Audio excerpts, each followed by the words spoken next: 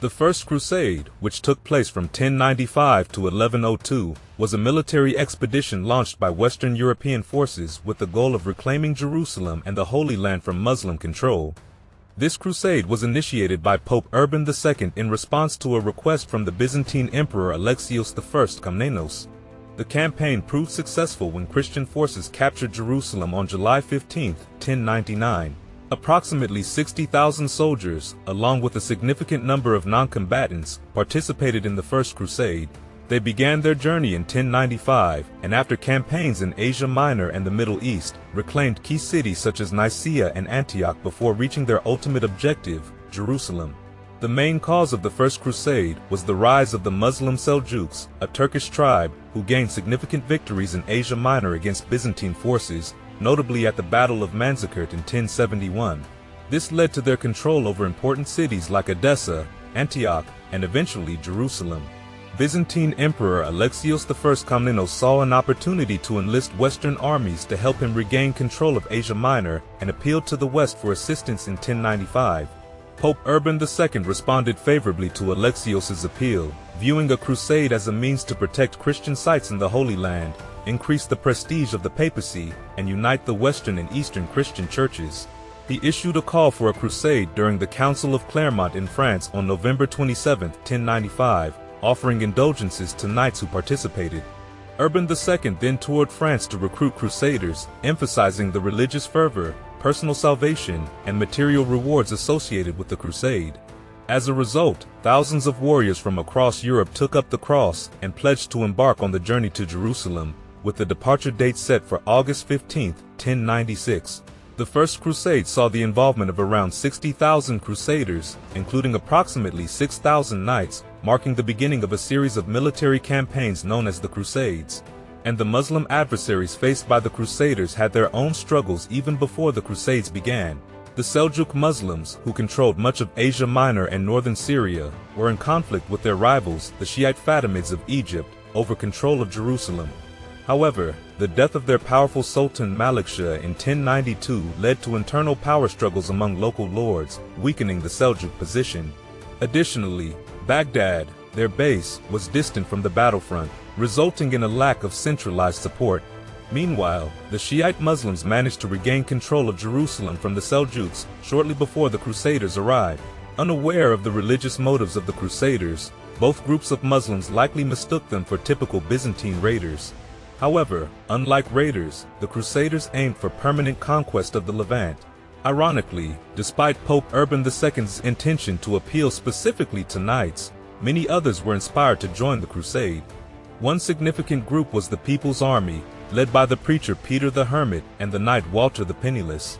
This mixed group of poor and petty knights, ill-equipped and forced to forage for supplies as they traveled, made enemies along the way. Peter, who had previously been captured and tortured by Muslims during a pilgrimage to the Holy Land, sought revenge. Another group, led by Count Emico of Leiningen, turned their religious fervor into violence against Jews in various cities along the Rhine. These groups, despite containing some knights, were known as the People's Crusade. Arriving in Constantinople in the summer of 1096, their aim was to proceed to Jerusalem and remove the Seljuks. However, ignoring Byzantine advice, they were ambushed and defeated near Nicaea by a Seljuk army led by Khalid Arslan on October 21, 1096. This outcome was not what Alexios or Pope Urban II had envisioned when they initiated the Crusade movement. Following the setbacks faced by the initial Crusaders, a second wave of more organized and professional warriors arrived in Constantinople in late 1096 and early 1097. Among them was Norman Bohemond of Taranto, a former adversary of the Byzantine emperor, along with other prominent leaders like Godfrey of Bouillon and Raymond IV. Despite initial concerns about their allegiance, the Crusaders, along with Byzantine forces under General Tatikios, achieved success by recapturing Nicaea in June 1097 and securing a decisive victory at Dorylaeum in July of the same year. The combined army then split, with one group heading east to Edessa and another advancing into Cilicia. The main force set its sights on Antioch, a significant city in Syria and a key objective due to its historical and religious importance.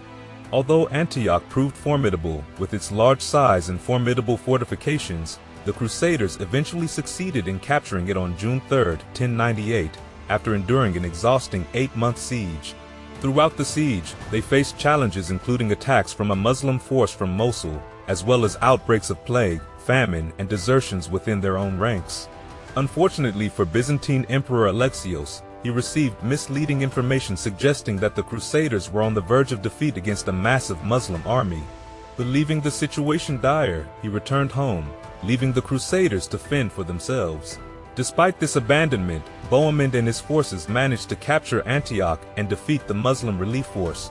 However, tensions arose between Bohemond and the Byzantine Empire when he decided to break his vow to return the captured city to the emperor, and instead claimed it for himself. This decision soured relations between the two leaders and marked a turning point in their alliance. After the fall of Antioch and the subsequent capture of Jerusalem, the Crusader army pressed on towards their ultimate destination. Along the way, they captured several Syrian port cities before finally reaching Jerusalem on June 7, 1099. Despite the vast numbers that had set out from Europe, only a fraction of the original force remained to achieve their goal. Jerusalem, with its formidable defenses, posed a significant challenge to the Crusaders. However, with the arrival of Genoese ships carrying timber, they constructed siege towers, catapults, and a battering ram. Despite fierce resistance from the defenders, the Crusaders managed to breach the walls on July 15, 1099, led by Godfrey of Bouillon. A brutal massacre of Muslims and Jews followed, although the exact number of casualties remains uncertain. Within a month, a large Egyptian army arrived to retake the city but was defeated at Ascalon. Jerusalem was now back in Christian hands, and Godfrey of Bouillon was proclaimed its king. Meanwhile, Pope Urban II passed away without knowing the outcome of the crusade, marking the end of an era for many historians. While some Crusaders returned to Europe, a new wave arrived in Constantinople in 1100 under the leadership of Raymond of Toulouse. They achieved further victories, capturing Caesarea and Acre. However, the Muslims were becoming more adept at countering Western tactics and weapons. In September 1101, a Crusader army suffered defeat at the hands of the Seljuks, signaling the increasing difficulty faced by Western armies in the region. Despite this, Alexios remained focused on Antioch, sending forces to attack or isolate the city from surrounding Crusader-held territories.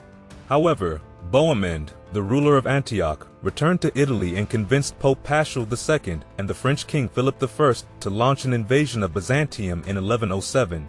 The invasion ultimately failed, largely due to Alexios' strategic mobilization and the withdrawal of support from the Pope. As a result, Bohemond was forced to acknowledge Byzantine authority, allowing him to rule Antioch in the emperor's name. This set a precedent for the division of captured territories among the Crusaders. And the First Crusade achieved its primary objective of recapturing Jerusalem, but to maintain control over the Holy City, Western settlers established various settlements in the Levant known as the Crusader states. These settlers formed orders of knights to defend their territories, recognizing the need for a steady influx of new Crusaders and taxes to support them. Initially, there were instances of massacres against local populations, but the settlers soon realized the importance of gaining the support of the diverse local communities to secure their holdings.